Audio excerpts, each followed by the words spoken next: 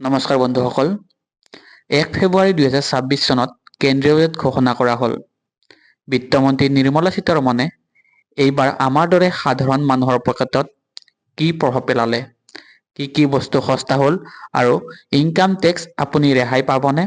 আহক আজিৰ এই ৫ মিনিটৰ ভিডিঅ'ত সকলো সহজে বুজি লওঁ। পোনপ্ৰথমে আহোঁ ইনকাম টেক্সৰ কথালৈ।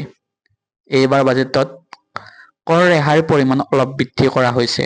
ধৰি লওক ৫০,০০০ৰ পৰা ৬০,০০০ কৰা হৈছে। ইয়াৰ অৰ্থ হ'ল চাকৰিয়ালসকলে এতিয়া আগতকৈ অলপ কম টেক্স দিব লাগিব।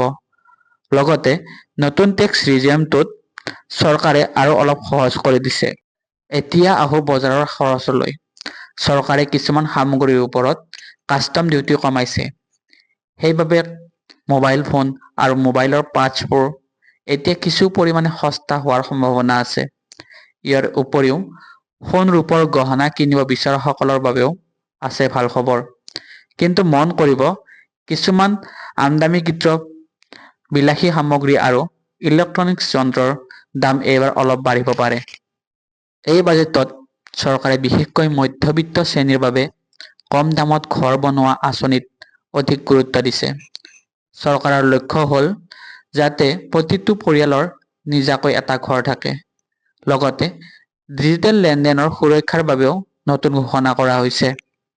সামগ্ৰিকভাৱে চালে এই বাজেটখন মধ্যবিত্তৰ বাবে সন্তোষজনক নে? আপুনি কি ভাবে? এই বাজেটে আপোনাৰ খৰচ কমাব নে বঢ়াব? কমেণ্টত নিশ্চয় জনাব। যদি ভিডিঅ'টো ভাল পালে তেন্তে শ্বেয়াৰ কৰি দিব। ধন্যবাদ।